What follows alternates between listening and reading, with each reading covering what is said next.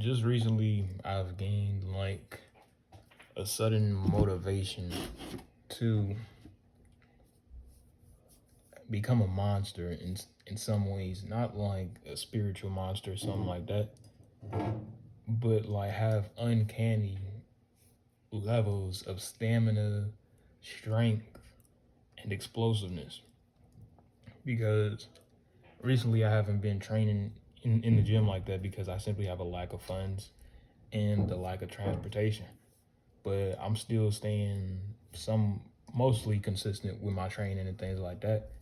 And the revelation that came into my head is that me working on technique when I can't, or me making my main focus technique when I can't check it with another partner, or when I can't work with a coach or things like that, I ain't gonna say it's a waste, but I may end up building issues later on down the line because I'm working on a technique with nobody to check my form, nobody to test it on.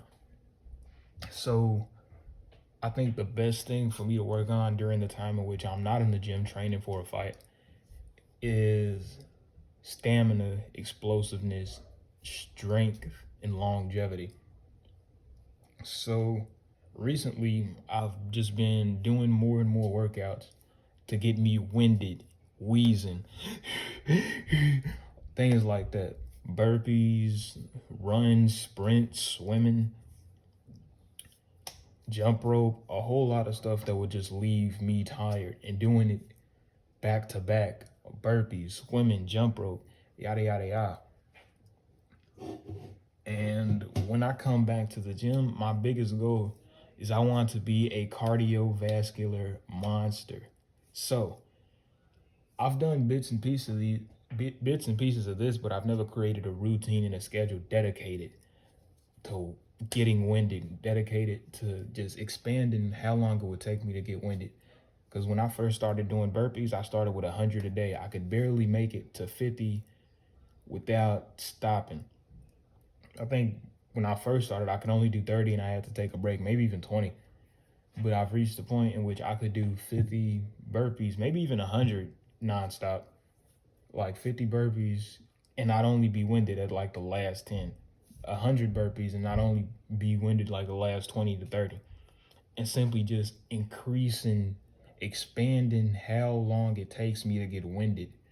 Instead of now, I can jog 6, 10 miles without getting winded. So instead of jogging, I just do sprints and then expand how long it takes that to get winded.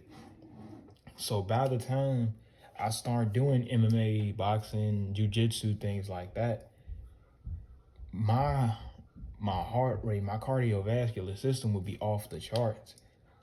And I'm gonna make this a guide in the future when I actually do it. But now this is just an idea for you to do. How you can become a cardiovascular monster from home. I'd simply just suggest whatever way in which you get winded, that is good. You should never reach a point in which you don't get winded. And when you do, you expand it. So let's say after you run a mile, you're winded, you're like, I need to take a break. Eventually, you'll get to the point in which you could run 2 miles and be just fine. So instead, you can say, instead of me just jogging this mile and feeling fine, why not I try to sprint it the rest of the way through, or do whatever it can to make it to where you get winded.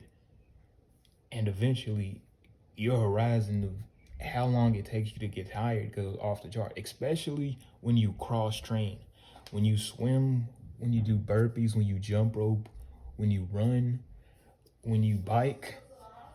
And during all of this cross training, the only thing you're worried about is, I want to get winded, I want to get tired, I want to swim 10 laps, or I want to work my way up to swimming 10 laps. I want to work my way up to where it takes longer for me to get tired. And every single training exercise is dedicated to you getting winded, to you getting weak. And by the time you're done, if you're experiencing like an off season or you want to train for something, you will be ahead of everyone else, because everybody else has a set routine, but not many people cross train, not many people, because I'm not gonna lie, you are not as good as in one area as you are in the other, even if they both have to do with cardiovascular strength and health. So if you're a great runner, a great sprinter, if you swim two two laps, let's say, you will be winded and it's like you've never ran a day in your life.